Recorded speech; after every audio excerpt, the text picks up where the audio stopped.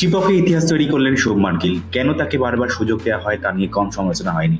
বাংলাদেশের বিরুদ্ধে প্রথম ইনিংসে শূন্যের পর দ্বিতীয় ইনিংসেও সেঞ্চুরি, আন্তর্জাতিক টেস্ট ক্রিকেটে পঞ্চম শতরান।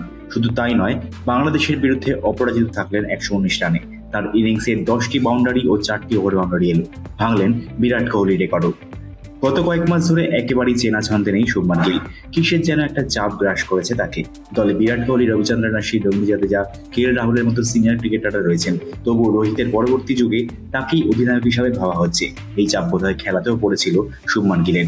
দলীপ ট্রফিতেও তাকে সেভাবে ফর্মে দেখা যায়নি, কিন্তু বাংলাদেশের বোলিং আক্রমণের বিরুদ্ধে দীর্ঘদিন পর যেন চেনা মেজাজে ফিরলেন শুভমান। প্রথম ইনিংসে শূন্য করার পর যেসব সমালোচনা হয়েছিল তারই জবাব দিলেন তিনি। এদিন সেঞ্চুরি করে বিরাট কোহলির রেকর্ড ভাঙেন শুভমান।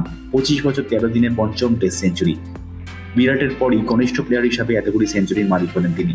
যদিও এই তালিকায় সব থেকে আগে রয়েছেন সচিন টেন্ডুলকার।